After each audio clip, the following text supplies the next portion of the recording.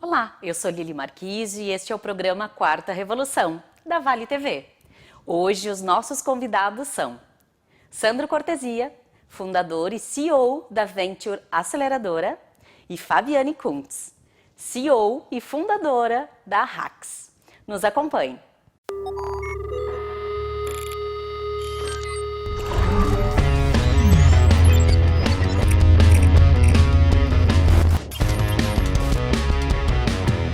Olá, sou Lili Marquise e este é o programa Quarta Revolução. Estou aqui hoje com Sandro Cortesia, fundador e CEO da Venture. Seja bem-vindo, Sandro. Oi, Lili. Obrigado pelo convite. Legal te ter aqui para a gente poder falar um pouquinho sobre aceleração. A gente sabe que a Venture já tem aí conquistado o nome, né, a nível Brasil e até internacionalmente, fazendo esse papel de aceleradora. Mas a gente gostaria de começar esta conversa falando justamente sobre isso, o que é uma aceleradora. Legal, Lili. Pois é, o que é uma aceleradora de startups? É um termo que está bastante em voga até, eu diria, ultimamente. O pessoal, quando a gente começou há 9 anos atrás, nem nós, para dizer a verdade, sabíamos muito bem o que era uma aceleradora. A gente foi aprendendo na prática. O movimento de aceleradoras no mundo começou talvez aí há uns 15 anos atrás, não muito mais que isso, com algumas aceleradoras internacionais no Vale do Silício, principalmente. A mais conhecida delas, a Y Combinator, que foi inclusive a aceleradora do Airbnb, entre outros cases de sucesso internacional. E esse movimento no Brasil começou aí, no começo aí há 10 anos atrás, talvez 12 anos atrás, e a Venture nasceu há 9 anos atrás, então como a primeira aceleradora do sul do Brasil. Mas enfim, o que é uma aceleradora de startups? Eu diria assim, o nosso principal objetivo é ajudar os empreendedores, aqueles empreendedores diferenciados que têm uma ideia de transformar o mundo, de fazer alguma coisa muito diferente, ajudar, compartilhar esse propósito deles de melhorar o mundo, investir neles, ajudá-los no processo de crescimento e ganhar no futuro com esse crescimento. Então a gente diz que o nosso slogan é compartilhamos propósitos e resultados. A essência da aceleradora então é essa, é ajudar os empreendedores a se desenvolver, crescer mais rápido e compartilhar o sucesso desse crescimento. Legal. Muitas vezes é difícil a gente poder sair de um patamar ou até mesmo crescer sem conhecimento, né, Sandro? Como a aceleradora ajuda nesse processo? Porque não basta ter somente os talentos certos, tendo uma boa ideia, é preciso fazer também a coisa certa. Pois é.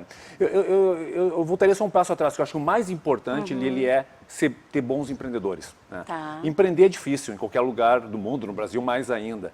E quando se tem bons empreendedores, já é meio caminho andado, no meu ponto de vista. Então, um bom empreendedor, e o que é um bom empreendedor? Né? Um bom empreendedor, eu diria, aquele cara que tem atitude, que tem persistência, resiliência, vontade, garra, capacidade de execução.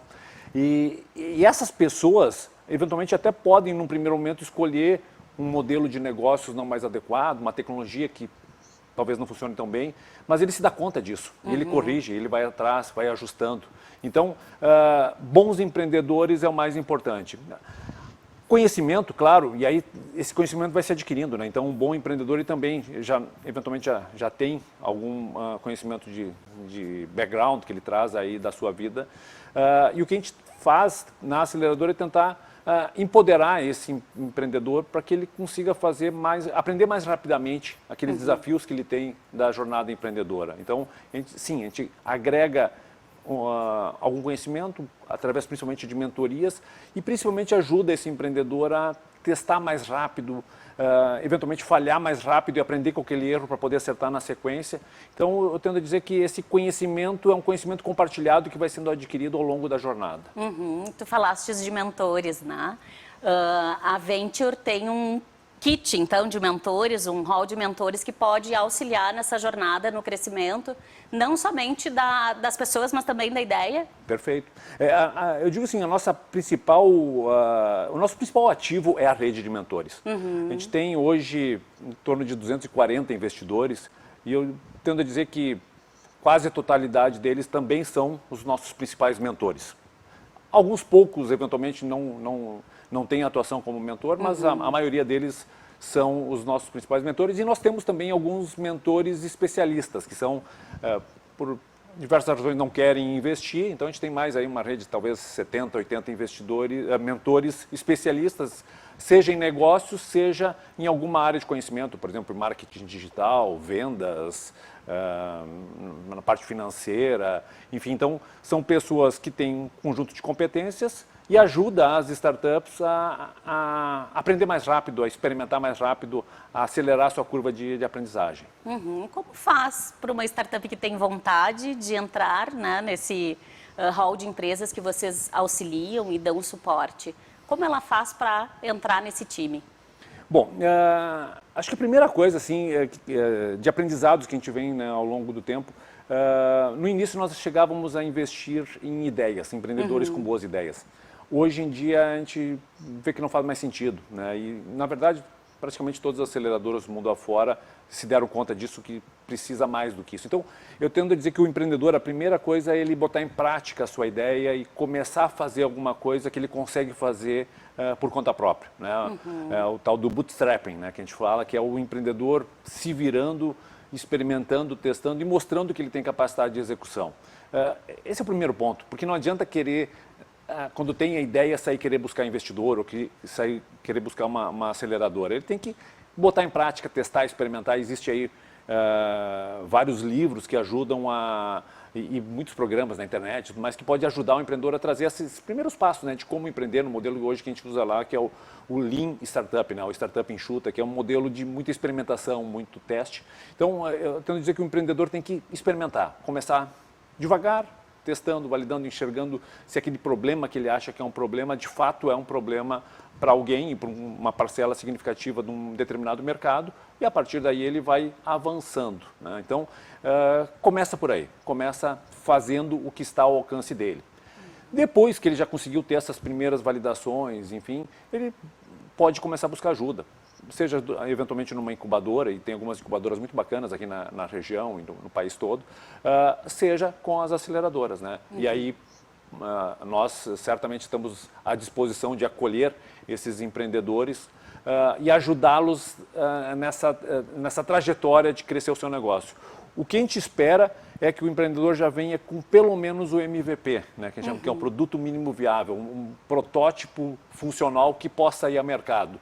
Porque senão a gente também não vai conseguir ajudar ele muito se ele não tiver algo já para poder ser experimentado de fato no mercado. Pode não ser a versão definitiva do produto, pode ser que ele tenha que depois trabalhar, melhorar, e certamente vai ter que fazer isso. Mas ele já tem que ter algo para poder ser testado, e aí a partir disso a gente pode ajudá-lo. Então, de forma um pouco mais pragmática, ele nos procura, o empreendedor entra em contato através do nosso site ou através da nossa rede de contatos, vai ser indicado, e a gente vai estar avaliando, conhecendo ele, e a partir daí se começa um namoro que pode se transformar no casamento. Claro, legal. Fico pensando, né, Sandro? Tem empresas, tem startups que estão buscando investidores e talvez as aceleradoras também em busca de novos propósitos, novos talentos, novas ideias aí no mercado. Como vocês conseguem encontrar essas empresas, essas startups ou, né, o time que vocês têm como perfil e gostariam de poder fazer a aceleração? Perfeito, Lili. Na verdade, é exatamente isso. Às vezes o empreendedor de uma startup ele tem aquela percepção que ele está à busca de um investidor e é aquela busca de um lado só. Não é assim. Na verdade, o investidor, a aceleradora, tem processos ativos de prospecção desses novos negócios.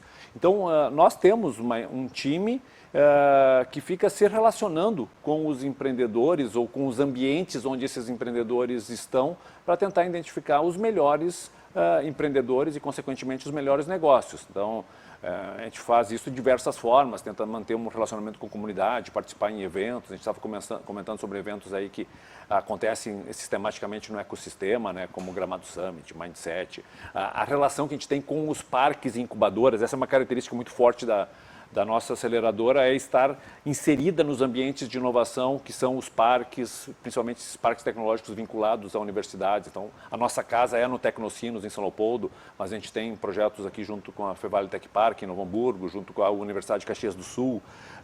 Em São Paulo, a gente está agora com alguns projetos muito bacanas com o Sebrae São Paulo e os parques de lá. Então, a gente procura estar inserido nos ambientes, nos ecossistemas onde tem maior probabilidade de surgirem bons empreendedores. E a gente tenta identificar no início, no começo, quando esses negócios estão nascendo, para poder investir primeiro, né? Porque acaba sendo uma certa competição de identificar mais rapidamente bons empreendedores com bons potenciais negócios e onde o nosso investimento possa fazer diferença, né? Então, mais ou menos por aí. Legal, deve ser um grande desafio encontrar esses talentos Brasil afora, né, Sandro? Mas tem muita gente boa. A gente teve um caso muito bacana agora. A gente está terminando o nosso processo de seleção da nossa turma 14. E a gente avaliou, se inscreveram 200 e tantas startups.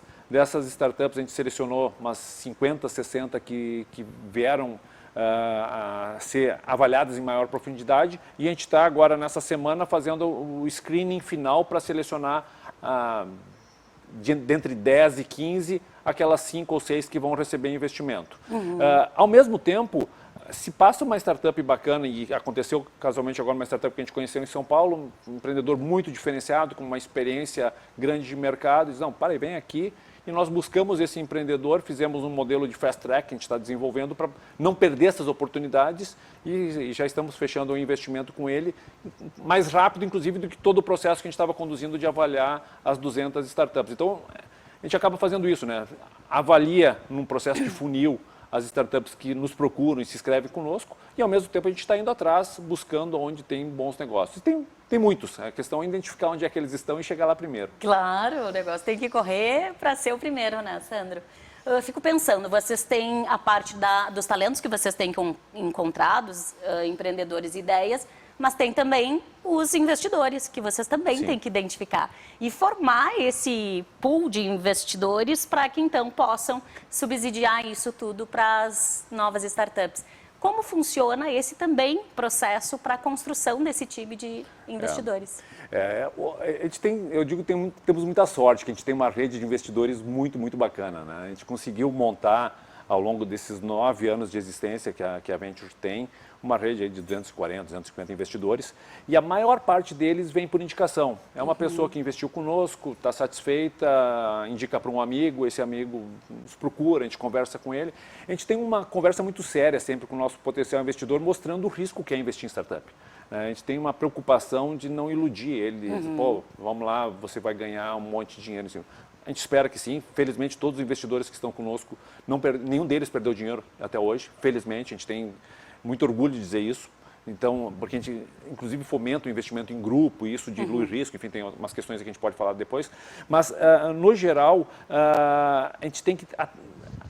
Se a gente consegue fazer um bom trabalho com as startups e a startup tem um bom desempenho, a gente consegue garantir um maior resultado para o nosso investidor, que é, no fundo, o que a gente faz, né? Então, o primeiro ponto é deixar claro para o investidor que ele tem risco em investir em startup, sim, mas se ele trabalhar junto, se ele mentorar, se ele acompanhar, se ele abrir portas, as chances desse negócio dar certo é muito maior. Então, a gente tem uma rede de investidores que trabalha junto conosco, colabora conosco, ajuda as nossas startups a se desenvolver, e a gente tem vários depoimentos de startups que quando diz, pô, aquele investidor lá, aquele mentor está me ajudando pra caramba, está fazendo diferença. Então, a gente tem N casos que isso acontece. Então, isso facilita muito o nosso trabalho, né? Porque, senão, hoje nós temos aí 50 e tantas startups no portfólio ativas se desenvolvendo.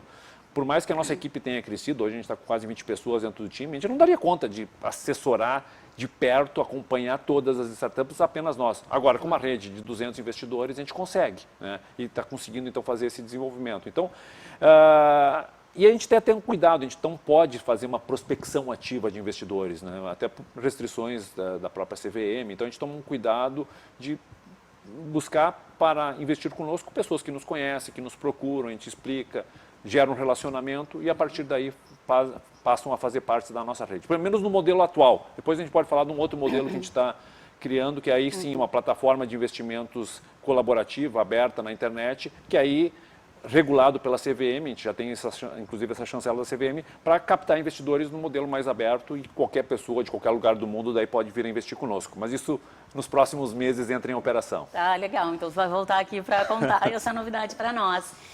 Então, quer dizer que não é somente dinheiro. Certo. Precisa também ter toda essa bagagem. Na verdade, não é que precisa, mas é fundamental também que tenha. Assim. É bastante desejável, eu diria Tá. assim, né? A gente entende que tem alguns investidores da nossa rede que não têm disponibilidade de tempo, às vezes até interesse de estar tão próximo, né? Mas a maior parte dos nossos investidores estão próximos, minimamente próximos, e acompanham. Então, a gente consegue ter um balanceamento e um ajuda o outro, de certa forma, né? Então, quem não, num momento, eventualmente está tão atarefado com as suas atividades profissionais que não consegue se dedicar para as nossas startups, sem problemas. Daqui a alguns meses, daqui a alguns anos, ele vai se liberar e vai poder trabalhar mais próximo. Então, a gente compensa isso sem problema. Então, a gente não exige necessariamente que o investidor esteja despendendo tempo conosco. Mas a gente gostaria, pede, solicita que ele, quando a gente tem uma demanda, por exemplo, uma startup precisa de um contato com alguém, sei lá, gestor de um shopping, uma rede de shopping centers para apresentar uma solução. Nós tentamos acionar a nossa rede e identificar se tem alguém dentro da nossa rede que conhece lá um presidente, um diretor de uma rede de shopping que possa facilitar o acesso. Então, esse tipo de situação a gente usa muito, né? Porque é uma forma de acelerar a conexão com o mercado das startups que a gente está acelerando e desenvolvendo.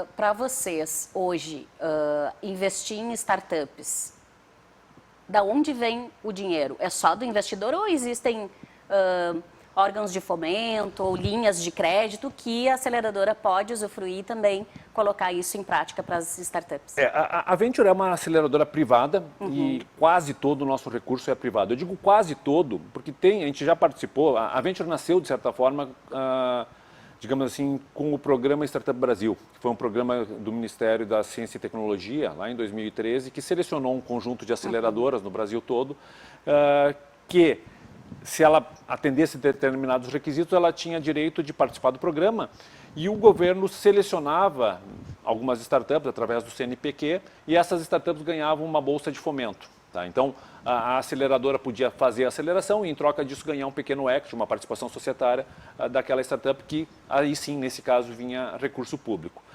Eu acho que é um modelo bacana, funcionou bem, atualmente não existe mais esse programa ativo. Tem alguns outros programas que a gente tem participado, também do MCTI, aí, que é de inteligência artificial, por exemplo. Então, o empreendedor recebe lá uma bolsa e a gente consegue ajudar ele com o processo. Então, nós, como acelerador, a gente não recebe nenhum dinheiro do governo, nenhuma linha, mas a gente consegue, através de alguns programas, ajudar que os empreendedores tenham algum tipo de subvenção, algum tipo de apoio, e aí a gente tenta potencializar isso. Naturalmente, é uma forma de diminuir o nosso risco, né, e o risco do nosso investidor. Então, quando a gente consegue, a gente busca. Tem algumas startups, tem um programa da FINEP também, que é o FINEP Startup, que a gente já conseguiu viabilizar recursos para as startups através dessas linhas. Mas hoje em dia está limitado, né? O governo não tem disponibilizado muito recurso financeiro e a gente não pode ficar esperando o governo, né? Então a gente tem que fazer por conta própria.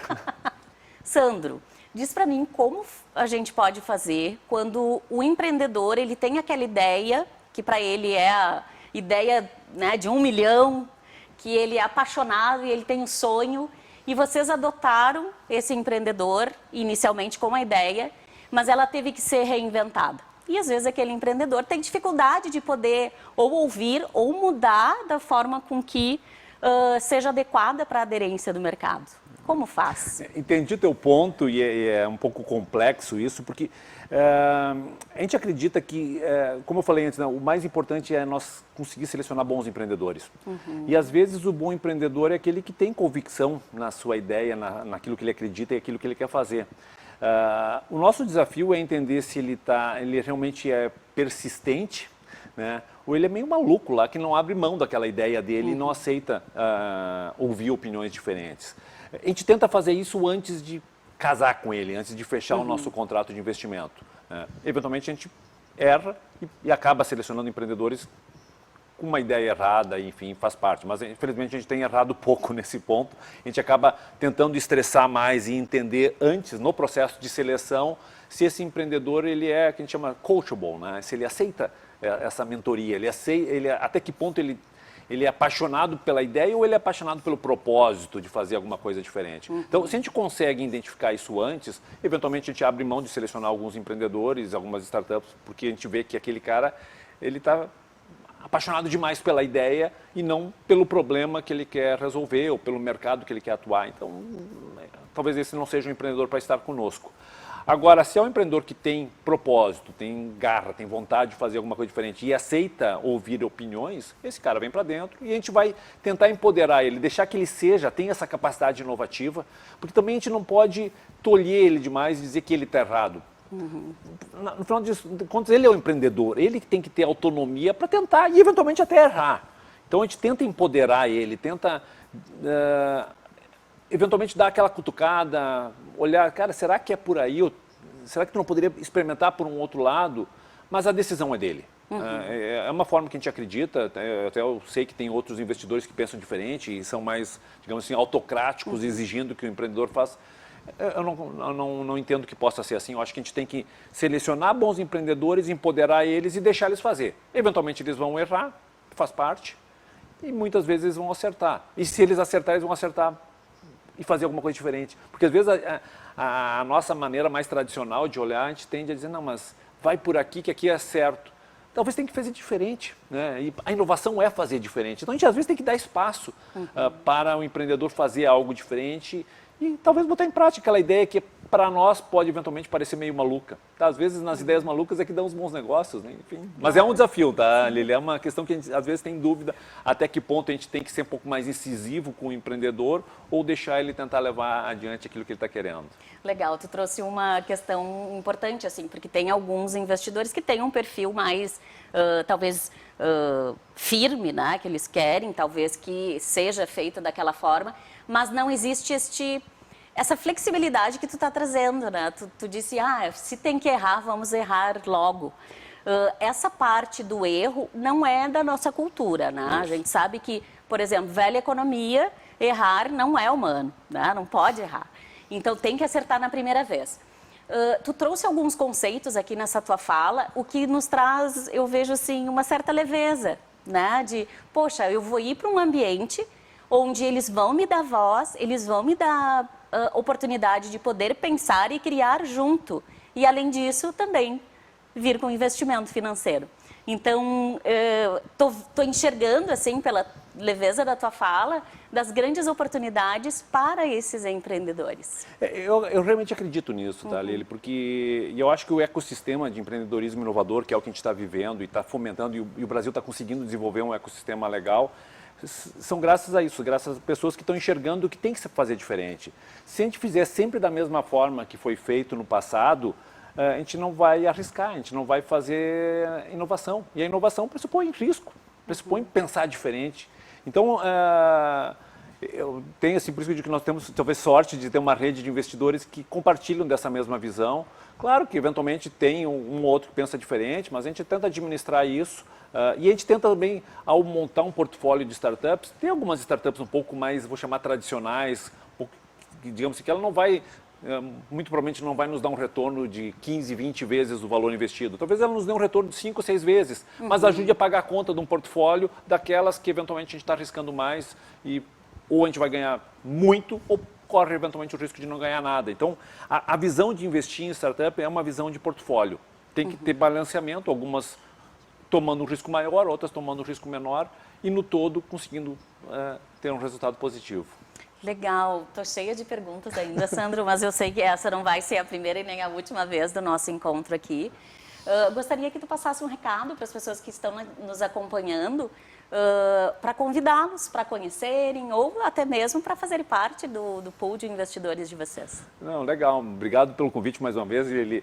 Então eu convido quem está nos assistindo, se quiser conhecer um pouco mais, seja os empreendedores que estão com as suas ideias, os seus negócios sendo nutridos aí para serem desenvolvidos e eventualmente serem acelerados, nos acompanha, procura o nosso site, venture.net. Lá vocês vão poder buscar mais informações de como é que é o nosso processo, quando é que as inscrições vão estar abertas novamente e a gente de tempos em tempos está selecionando novas startups para serem investidas. E eventualmente também investidores ou mesmo empresas que queiram inovar mais, queiram entrar nesse mundo, queiram conhecer como podem fazer os seus negócios serem mais inovadores, nos procurem. A gente tem também algumas alternativas aí para ajudá-los a entrar nesse mundo muito gostoso que é o mundo da nova economia, da inovação, do empreendedorismo e no final da história ajudar a transformar o país, né? A gente não pode ficar esperando que o governo faça as coisas por nós, a gente tem que ir lá arregaçar as mangas e fazer por conta própria. É nisso que a gente acredita e é isso que a gente está tentando fazer. Encerramos este bloco com o entrevistado Sandro Cortesia e na sequência Fabiane Kuntz da startup Hacks. A Sebras projeta e desenvolve produtos diferenciados em qualidade e tecnologia. Hoje é uma das principais referências nacionais na fabricação de portas rápidas para o isolamento de ambientes com movimentação de cargas. Uma empresa ágil, inovadora e preparada para acompanhar a evolução de seus clientes. A CCV Industrial oferece soluções criativas para projetos de usinagem no segmento industrial. Possuímos larga experiência de mercado atendendo diversos segmentos. Somos uma empresa certificada com o ISO 9001, resultando em um sistema eficiente onde asseguramos a nossa qualidade, sempre com o foco voltado para o fortalecimento e transparência nas relações. CCV Industrial. Com a Frigigold, a cozinha saudável é possível. Produzidas em titânio de qualidade superior, material usado em aeronaves espaciais, as panelas Frigigold possuem uma superfície antiaderente que lhe permite cozinhar a sua comida sem usar manteiga ou óleo. Por não ser um metal reativo, o titânio não reage nem altera o sabor dos alimentos, garantindo uma experiência de cozimento muito mais saudável. Aliado da sua saúde, o titânio não causa alergias no seu corpo. Olá, estamos aqui com Fabiane Kuhn, da Hacks, uma startup gaúcha aqui da Unitec. Seja bem-vinda, Fabi. Obrigada, é um prazer. Legal, vamos contar então um pouquinho sobre a trajetória da Hacks, que é uma startup que foi fundada por ti, fundadora, e tem mais sócios. Conta para nós como surgiu. Perfeito. Bom, a Hacks surgiu através de um projeto de pesquisa no ensino médio integrado ao técnico em eletrônica na Fundação Liberato, aqui em Novo Hamburgo. Então, foi um momento em que o Brasil estava passando pela crise hídrica em 2014, 2015, reservatórios operando em volume morto e as pessoas sem água para beber em cidades como São Paulo. Então, naquele momento, eu e o Guilherme, que era meu colega, hoje é meu sócio, começamos a pesquisar sobre a água. E aí nós vimos 70% da água do mundo é destinada à agricultura e metade é considerada perdida nos processos de irrigação pela falta de tecnologia em campo. Então, naquele momento do técnico em eletrônica, precisando desenvolver um trabalho de conclusão e vendo um problema a nível global, a gente decidiu usar esse conhecimento de eletrônica mesmo para tentar desenvolver alguma coisa, sem muita pretensão, sem saber o que a gente queria fazer além de se formar no curso. E foi quando a gente começou a pesquisar, desenvolver a tecnologia e percebemos que para conseguir evitar esse desperdício de água na irrigação, era necessário medir a umidade do solo, para entender o que estava acontecendo. E nós, na inocência de não saber que era impossível, falamos que íamos criar um novo sensor de umidade do solo, porque todos que encontramos no mercado não atendiam às expectativas de precisão.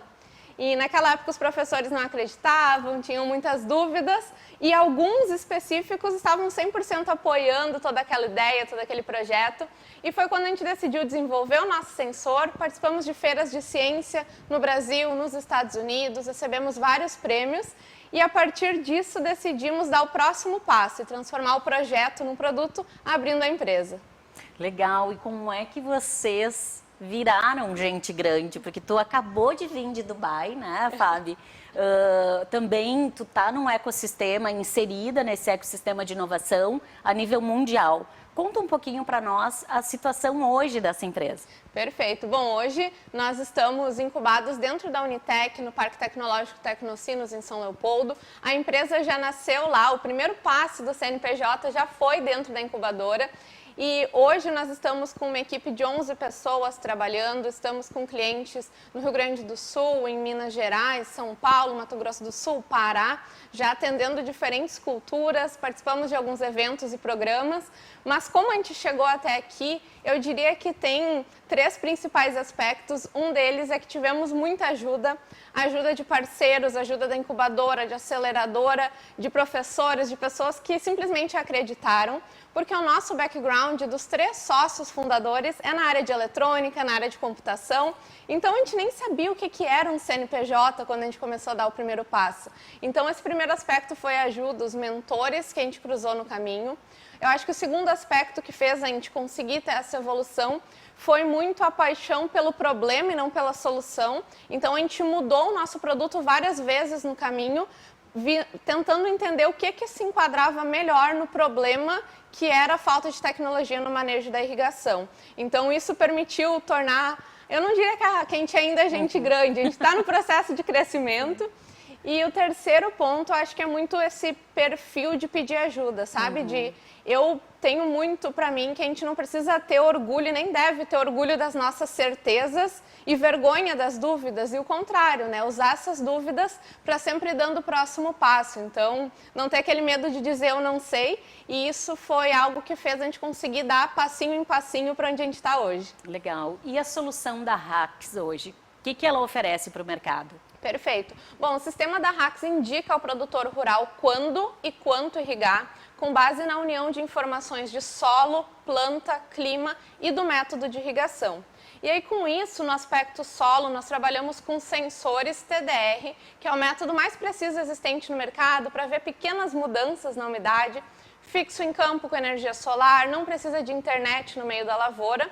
E com isso tudo, nós conseguimos evitar gastos desnecessários com água, energia elétrica e manter a segurança de produção, né? Hoje nós temos casos onde a gente conseguiu reduzir em 30% gastos com energia elétrica e água em uma safra na propriedade. Então, a gente oferece para o produtor todo esse entendimento da tomada de decisão na palma da mão, no celular ou no computador.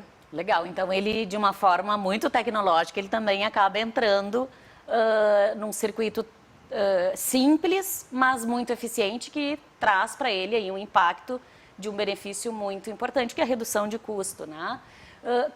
Quais são as informações que ele tem acesso? Perfeito. O produtor tem acesso à umidade do solo de hora em hora, o que é muito importante porque já consegue entender o comportamento de fato da água no solo. Tem acesso às informações climáticas, então previsões de temperatura, chuva, evapotranspiração, todos esses parâmetros para a tomada de decisão. O sistema também leva em consideração o tipo de cultura e o estágio fenológico, ou seja, a fase de crescimento da cultura, para entender se precisa de mais água ou menos água. Isso tudo o produtor tem acesso em gráficos, tabelas e informações bem visuais e simples de entender, e também relatórios de fechamento de safra. Isso é para qualquer safra ou tem algumas restrições? O sistema pode ser utilizado em qualquer cultura, com exceção do arroz inundado, que aí não faz tanto sentido, a gente está monitorando a umidade do solo. Então, em qualquer cultura e qualquer método de irrigação. Hoje a gente já tem clientes usando o sistema em soja, milho, nogueira pecã, açaí, tabaco. Então, pode ser utilizado em qualquer uma dessas situações. E quanto custa uma tecnologia dessas? Pensando, né, que o pequeno produtor, ele muitas vezes não tem acesso à informação, ao conhecimento, e vocês apresentam uma tecnologia como essa. Com certeza. O nosso sistema ele é 100% pensado para conseguir atender diferentes perfis de propriedade. Então, nós temos diferentes planos que vão ter mais ou menos sensores, mais ou menos funcionalidades, de acordo com cada necessidade. Então, para o pequeno produtor, por exemplo, nosso sistema parte de R$ 200 mensais, e com isso ele já tem 2 sensores de umidade do solo no campo, não precisa comprar o equipamento, já está incluso no serviço. Então, paga essa mensalidade, tem os equipamentos, tem toda a plataforma, todo o suporte, e aí para propriedades maiores, o valor vai aumentando de acordo com o número de sensores, né? Então, a gente consegue atender desde o pequeno. Hoje a gente tem um cliente que tem 1 hectare e a gente tem fazendas que tem 1.000, 2.000 hectares usando o sistema. Então, quando a gente trata de fazendas maiores, a gente parte de R$ 40 por hectare ano, e o nosso preço para a agricultura familiar, os menores produtores, de forma acessível, R$ 200 mensais. Tá, e pensando num payback disso, né? Porque toda implantação de uma nova tecnologia tem um investimento inicial que tu precisa fazer, mas o empreendedor quer saber quando ele vai ter esse retorno. Perfeito. O retorno do investimento para o produtor, na maioria dos casos, já acontece na primeira safra, no primeiro ciclo de uso do sistema. Nós temos, por exemplo, um caso em Luiz Eduardo Magalhães, na Bahia, onde os produtores conseguiram economizar R$ 240 por hectare por safra em energia elétrica, e o custo do nosso sistema para eles foi R$ 40 por hectare ano. E eles fazem 3 safras no ano. Então, na primeira safra, eles já pagaram aí alguns anos do uso do sistema. Legal. E como ele recebe esse equipamento? Ele compra de vocês e vocês vão lá entregar? Como funciona? Perfeito. Essa é uma pergunta bem interessante, porque faz parte dessa questão de estarmos apaixonados pelo problema e não pela solução. Então, a gente mudou, durante a pandemia, a nossa estratégia de entrega do produto. Nosso sistema é 100% instalado pelo usuário, então ele faz a contratação do nosso serviço, nós enviamos o sistema numa caixa com vídeo de instruções, com manual de passo a passo, e o próprio produtor instala. Em menos de 30 minutos eles instalam o sistema em campo, é muito simples. Isso tudo já foi desenvolvido no início da pandemia, quando foi complicado fazer as visitas, né, presenciais, e hoje a gente já conseguiu adaptar o sistema para que tenhamos clientes no Pará e ninguém da nossa equipe nunca tenha ido para o Pará, né, mas o sistema está funcionando. E isso serve para qualquer empreendedor, indiferente da localidade? Sim, nós enviamos o sistema via transportadora ou correios, eles recebem e fazem a instalação, independente da região. Nós não dependemos de internet no meio da propriedade, o que é um grande desafio no agro brasileiro. Né? Nós trabalhamos com rede celular, com protocolos específicos para a internet das coisas. Então, o sistema já vai pronto com um SIM card, com um chip dentro do equipamento, para já sair funcionando. Vocês estão em processo de aceleração, é isso mesmo, Fábio? Eu gostaria que tu contasse para nós como é que está sendo essa realidade para vocês e, principalmente, né, a gente quer poder entender um pouquinho sobre os investimentos. Perfeito. Bom, a Rax ela já está em uma etapa de aceleração e foco agora em ganho de mercado. Nós recebemos um investimento no ano passado com foco em finalização do desenvolvimento do produto, já com toda essa validação em campo, esses testes, e agora estamos na etapa de crescimento. Dentro de todo este cenário, estaremos abrindo ainda nesse mês de novembro uma rodada de captação via crowdfunding, então qualquer pessoa vai poder ser um sócio, vai poder investir na Rax, e o foco realmente é começar a crescer no mercado. Os processos de aceleração nos ajudaram muito nessa questão de pivotar rápido algumas ideias, como a própria instalação por usuários, que antes dependia da nossa equipe ir para campo. Então, antes, a gente atendia apenas o Rio Grande do Sul pela estrutura da equipe. E agora não, a gente já conseguiu pivotar para rapidamente estar atendendo outras regiões. E a aceleração nos permite fazer isso, errar de forma rápida. Eu ainda considero que a gente demorou em algumas coisas para errar, então teve alguns processos que a gente poderia ter errado mais rápido, mas já serviram de aprendizado também. Então, esse processo de aceleração nos permite explorar mais coisas ao mesmo tempo para fazer os testes e aí dar os próximos passos mais assertivos. Legal. E podemos saber quanto de investimento vocês já receberam? Sim, nós recebemos uma captação de R$800 mil, que foi liderada pela Venture Aceleradora. Isso foi no ano passado, dias antes do lockdown em relação à pandemia. Então, a assinatura do contrato, se eu não me engano, foi em março de 2020. E logo depois começou a mudar os planos por toda a pandemia, Então, recebemos essa captação no ano passado. E agora estamos indo para uma captação de R$1,5 milhão para dar esse próximo passo de crescimento de mercado. Que é esse crowdfunding que tu falaste, né? E aí qualquer pessoa pode fazer um aporte financeiro? Exatamente. Funciona como uma bolsa de valores para startups. Então, ele é regulado pela CVM, que permite, então, que qualquer pessoa física ou jurídica faça um investimento na empresa, através de cotas mínimas que aí variam de cada empresa. Então, cada startup pode definir ali as suas cotas mínimas, máximas, mas normalmente aportes na casa de R$1.000 a R$5.000 já são bem-vindos para compor essa captação, Então, a meta é R$1,5 milhão e qualquer pessoa pode investir. É feito através de uma plataforma online, de um site, onde o investidor se cadastra e recebe ali todas as ofertas que são publicadas. É realmente como uma bolsa de valores.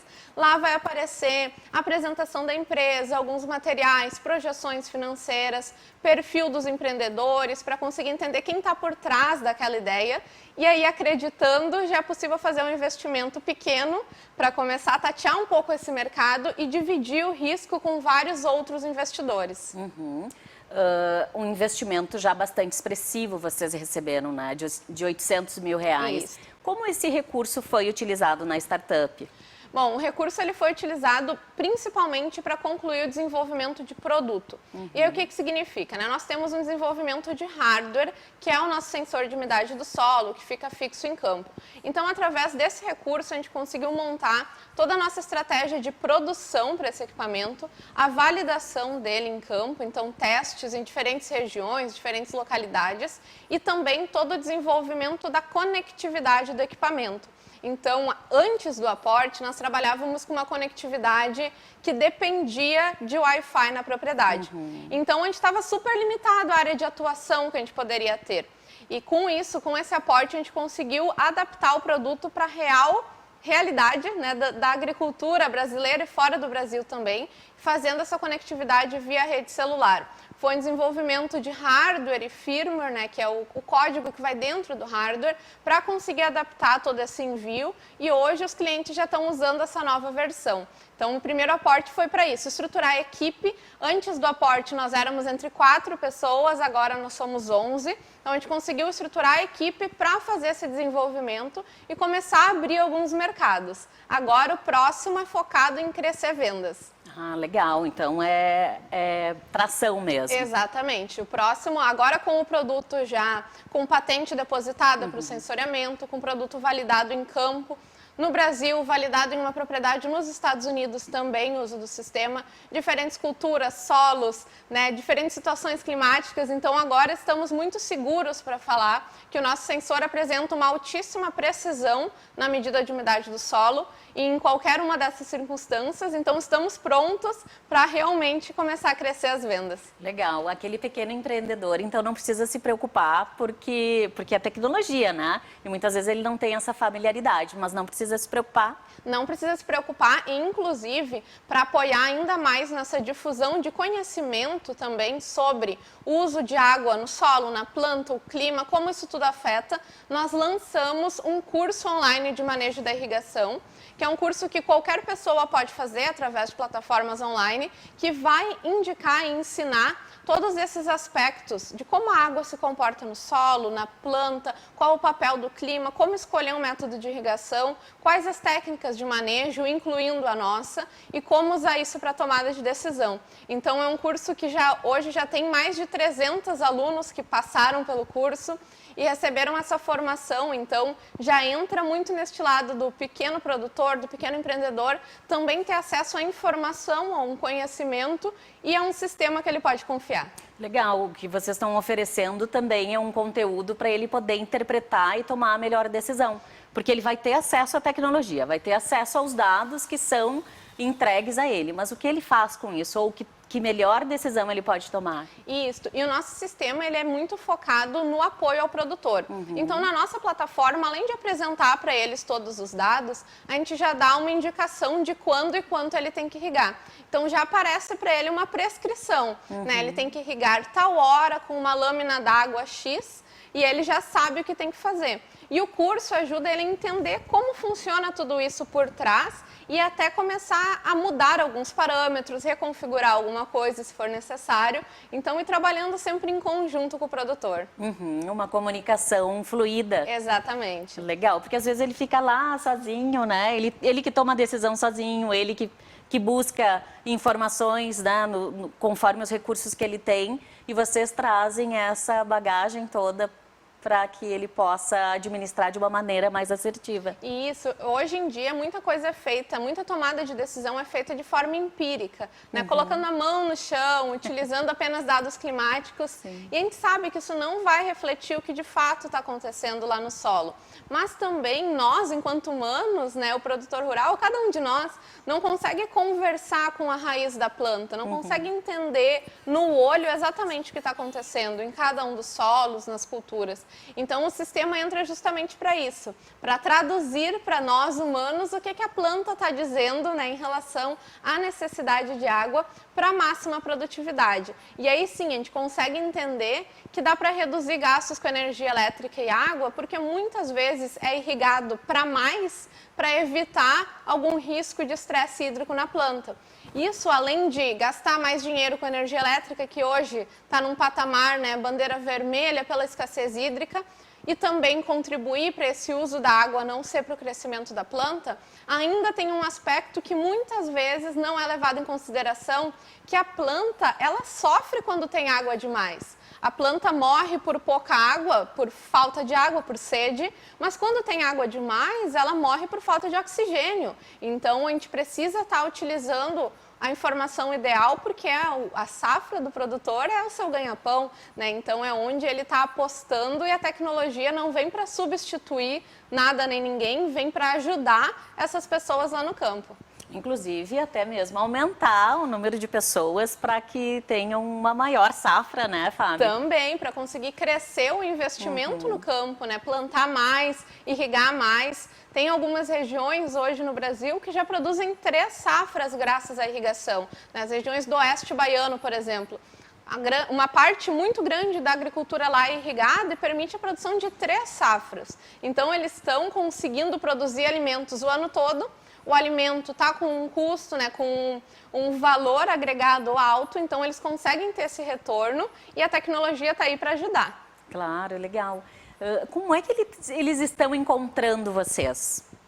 Bom, nós estamos agora começando a ser um pouco mais vistos, né? Quando a gente começou a colocar o sistema em campo, foi bem esse momento da pandemia. Então, feiras agrícolas, né, locais onde a gente consegue ter um grande número de produtores foram canceladas, a gente não conseguiu participar. Mas o produtor tem nos encontrado em redes sociais, a gente tenta ter uma presença muito ativa divulgando conteúdo. Então, recentemente, a gente fez uma publicação sobre irrigação em Nogueira Pecã, irrigação no milho, crise hídrica, práticas de ESG. Então, divulgar conteúdo através de mídias sociais. O produtor nos encontra por lá, pode conversar conosco, pedir um orçamento do sistema. Tudo feito pelo WhatsApp, então também adaptado ao que funciona no dia a dia, né? Uma vida corrida, manda um áudio, pede uma mensagem ali.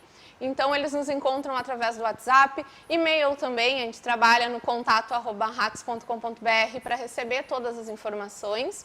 Além disso, né, estamos entrando agora em alguns eventos, participamos da Expo Inter nessa última edição que teve de forma presencial, e já estamos planejando as próximas feiras agrícolas. Ah, que legal, vai ser muito bom, né, isso poder ser espalhado para outras localidades, né, que as pessoas tenham acesso a isso, né. Porque tecnologia hoje é fundamental, e agronegócio é uma das grandes crescentes aí do nosso país, né? Com certeza, é uma grande aposta, né, o agro, tanto no Brasil quanto no mundo. Isso é algo que a gente tem visto de forma muito clara. Vários países, mesmo que não sejam tão fortes na produção de alimento quanto o Brasil, apostando no agronegócio como algo para os próximos anos, né? Então, a produção de alimentos, a gente nem precisa dizer, ela é necessária para todo mundo. Já tem projeções de crescimento populacional para 2050, então, para conseguir produzir alimentos para todas aquelas pessoas, nós precisamos ter mais alimentos em espaços iguais ou menores de terra, porque as pessoas precisam de lugar para viver, de espaço para terem casas também. Então, a produção de alimentos, ela precisa ser mais eficiente, e a única forma hoje de fazer isso é através da tecnologia, né? Para que o mesmo espaço produza o dobro, o triplo. E hoje já tem diversos estudos que indicam que a agricultura irrigada produz cerca de 3 vezes mais que a agricultura de sequeiro, que é onde não tem irrigação. Então, consegue produzir o triplo, e ainda botando o nosso sistema, consegue produzir esse triplo com menos gastos com energia elétrica e água. Claro, estou aprendendo um monte aqui contigo, né, Fábio? Deve ser assim, para muitos clientes também, né? Porque tu tem uma bagagem, isso tudo é em função também dos estudos, da validação em campo, dos resultados, dessas análises.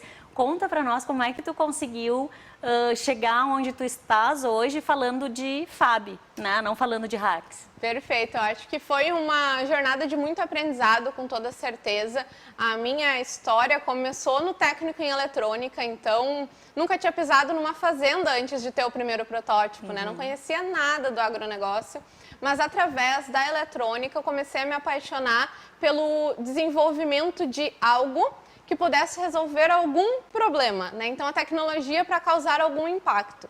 E a partir dali, claro, a história começou a se cruzar muito com a Hacks, com o que a gente estava desenvolvendo. Eu agora estou me formando no final do ano em ciência da computação, também uma área muito direcionada da tecnologia, mas tentando sempre usar a tecnologia aplicada a algum resultado.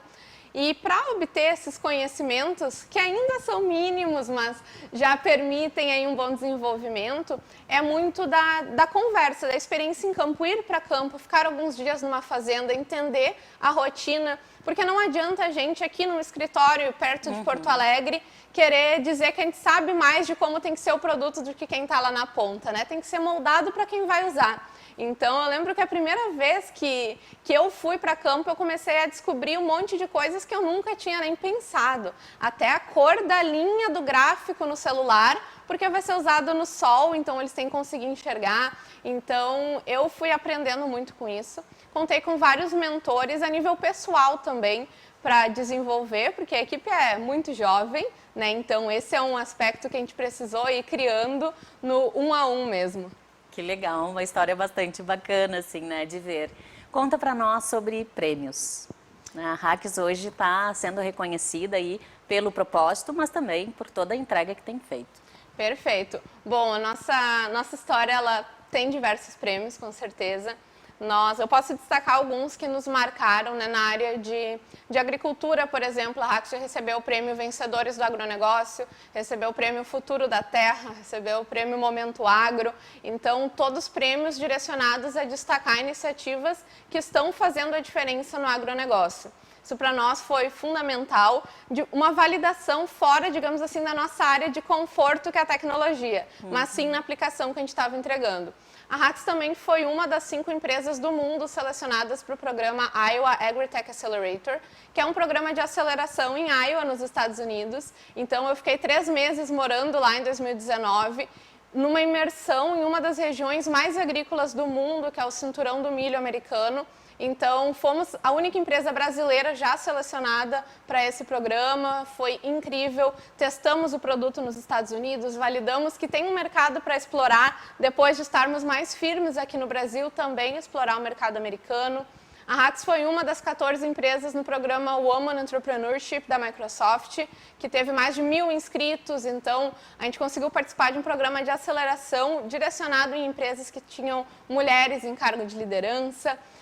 O que mais? Eu também fui a representante brasileira no GSA, que é o maior prêmio de empreendedorismo universitário do mundo. Foi a primeira e única vez que alguém da região sul representou o Brasil. Foi a primeira e única vez que uma mulher representou o Brasil na final. Então, a final mundial foi no Canadá em 2018. Ano passado, em 2020, logo antes da pandemia também, participei do programa Westerwelle Young Founders em Berlim, na Alemanha, que selecionou 25 jovens do mundo para participar desse programa. Também era a única brasileira que estava lá. Um programa que tinha mentoria, que tinha desenvolvimento de pessoas, e depois teve mais 6 meses online de mentoria, depois dessa viagem para Berlim. Recentemente, ainda este ano, recebi o prêmio Mulan, que é um prêmio do BRICS Women Innovation, então, que seleciona mulheres dos países do BRICS que estão fazendo a diferença no nível de inovação. A premiação foi na China, mas eu não consegui participar, então foi online. Um representante do consulado brasileiro esteve lá recebendo a premiação, em nome das brasileiras. Então, é uma jornada muito premiada a nível pessoal, a nível profissional, que vai provando um pouco do que a gente está fazendo. Também recebi o prêmio Top Talents Under 25 na categoria de empreendedorismo. É um prêmio mundial também, a única brasileira a receber também. Então, eu vejo que que várias oportunidades foram abertas para mim e para a empresa dentro dessa trajetória, dentro desse propósito.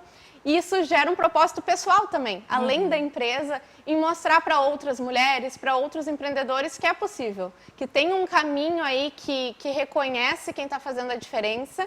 É um caminho difícil, com toda certeza, porque para cada um desses sims que a gente recebe, é uma pilha de nãos atrás, é uma pilha de críticas atrás, que quem olha de fora só vê o topinho do iceberg. Então, a gente precisa também ter essa rede de apoio, e eu tento fazer isso nessas oportunidades, que eu fui a primeira, que eu não seja a única, que tenham outras mulheres, outros brasileiros depois de mim, tendo essas oportunidades, para que a gente tenha realmente essa rede de apoio, porque é muito recompensador, mas não é nada fácil. Então, a gente conseguir equilibrar esses pontos para estar sempre firme no propósito da empresa e pessoal. Nossa, que lindo essa tua fala, que lindo esse teu